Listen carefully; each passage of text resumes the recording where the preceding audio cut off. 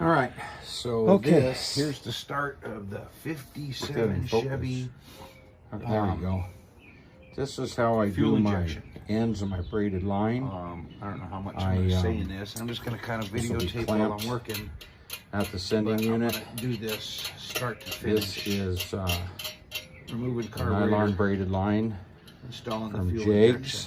injection. Goes over a barb fitting, and sometimes I do doubles like this. I'm going to pull the carburetor. I haven't disconnected Sometimes the battery I do yet. singles, depend if it's one of my barbs. I do a double. It's a factory barb because they're much cleaner. I can get away with a single, and I don't even need to do double, but just covering my ass. So this is the way they come nasty from the factory. Yeah, my bench is a mess. So what? I wrap tape around them, I cut them, and they still look like shit. So I take some 3/4 inch heat shrink tubing, wrap it around there, heat shrink it with my heat gun, bam, and it comes out like that.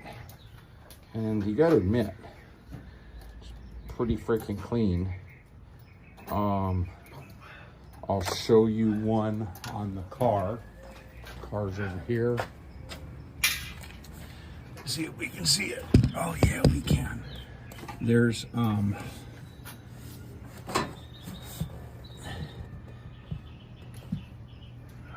let it focus for a second. How come it's not focusing? Maybe somebody will tell me why. Let's go. Nope. Oh, maybe I can do it like that. No, that's late. That's lame.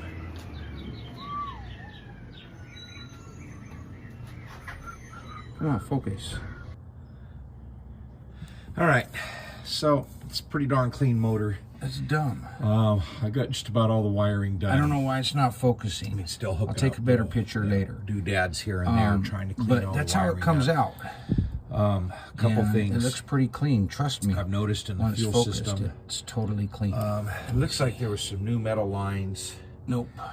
Oh, there it is. But there's some do's and don'ts. See, like there's a little bit of a hodgepodge. Pretty freaking clean. Little connectors right here. That's Jigs or I don't like Earls. doing that with fuel injection. No sense in having that right there. It's a potential for leaks. But it's nice and clean. Fuel pressure no is quite a bit higher with fuel injection. And then, you know, of course, I'm going to remove the pump. I have a block off plate, but there's some do's and don'ts. And one of my big don'ts is anybody who's had vapor lock issues. There's heater hoses right there. Those things are always hot. And this metal fuel line is zip tied directly to the heater hoses. So we're gonna fix all that. We're gonna dump this, put a new good metal fuel line all the way back, and then we'll be good to go. All right, more on the updates later. Okay, so here's the dealio. This exhaust is a pain in the ass to put a O2 sensor in. They have it totally welded in. I mean, it's a great exhaust. It doesn't move, but I can't get this exhaust out. Even if I drop the cross members, the hangers are welded in and not bolted in. So what I did is I found a good spot on the exhaust. It's, you know, between 4 and 8 inches from the collector, like everybody recommends. It's on a down slope, so water moisture will travel down. And then I also got rid of the one that they supplied after cutting it, the little bung, because mine, I don't know, this might work pretty good too, but I think mine, I have some of these dudes in stock here. I got some of these dudes, and I drilled the hole a little big, and I am massaging the hole a little bit, so this will fit in at more of an angle, pretty flush. You can see how It rocks a little bit. I'll be able to get up in here. It's going to be tight with the welder, and I will weld this bung in. And what I'll do, so I don't mess up the threads, weld the threads or warp it, I'm doing it right here. Hang on, be patient, be patient. I put in just a, I don't know, little Volkswagen oil cooler line piece, and I'm going to do it like this. I'm going to use that to hold it. I'll tack this all together, make sure that I got my 10 to 15 degrees. That's like 0. That would be like probably 10 or 15 degrees, kind of like that. Rotated, because you want the O2 sensor to kind of like that. Not like that. I mean, you could go like that, but they want it kind of like that so any moisture drips off. So that'll be cool, doing it just like that. So I'll get up under here with the welder and show you what it looks like when it's all done and welded. Okie dokie. So here's the O2 sensor bung welded in. I kind of try to grind smooth around here as much as I can so I can make sure that there's no little holes and little leaks.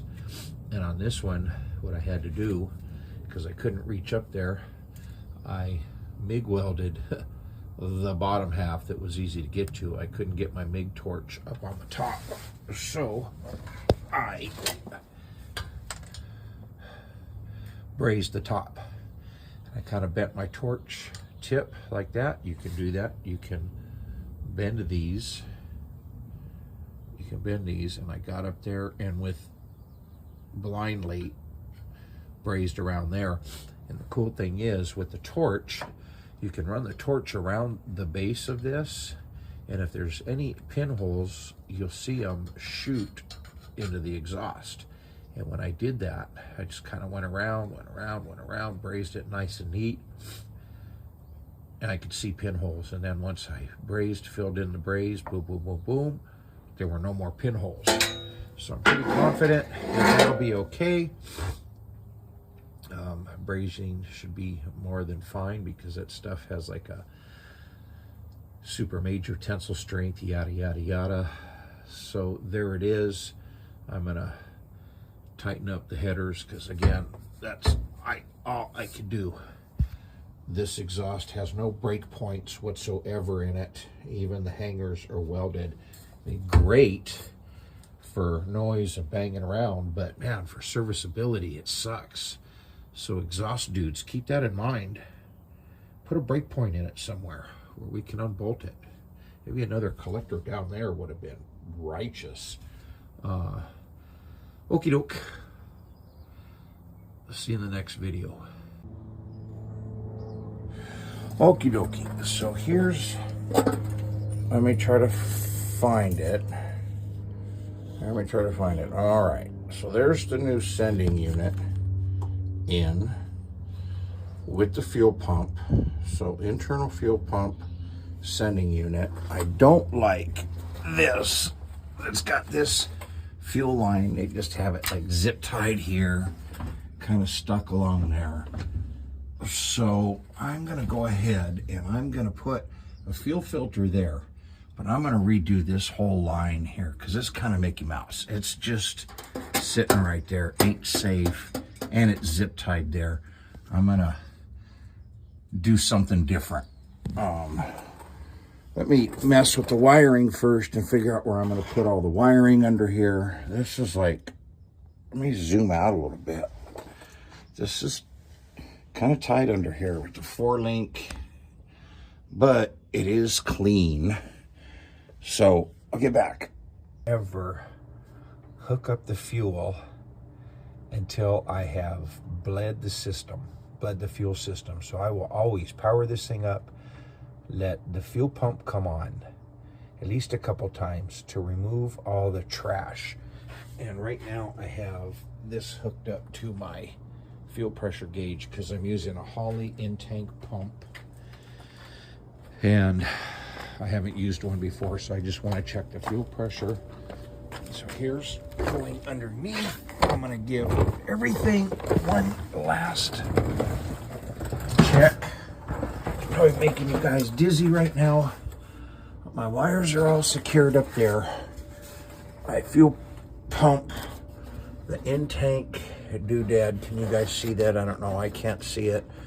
I have that secure. Fuel lines are secure. I still probably want to do a little more there. I'll check for leaks there. I put 2 clamps always, anytime. This is steel tube was here. I do have a flare out here similar to what is on these bad boys, but this is a huge factory flare, and my flaring tool won't like make a flare like that one over there. So I always put 2 on any flares that I do going rubber to metal. I put 2 just to be safe. So that's there. That is all secure. I have coming over here. Sorry, I need to get a lift.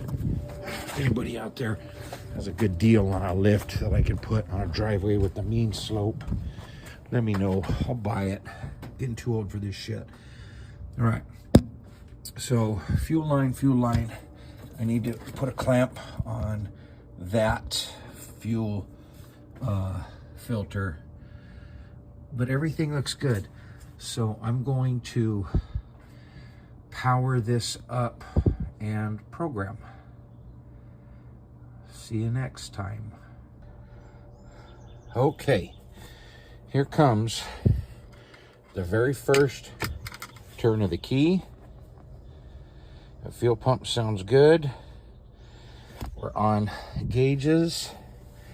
We're in park.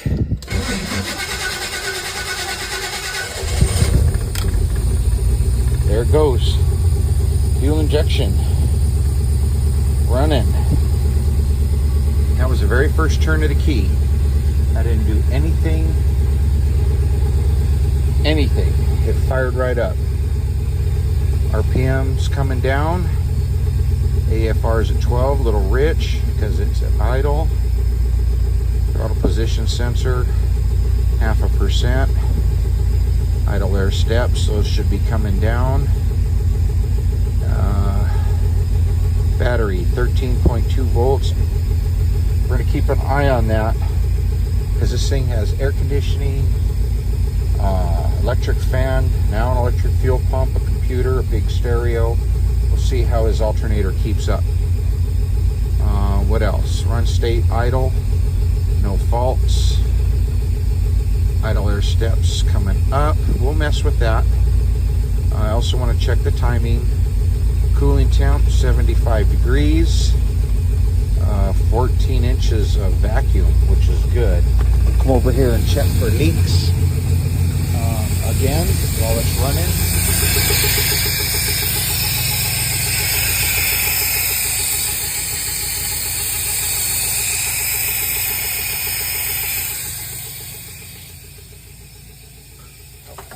Set the air filter on top so it's not so loud.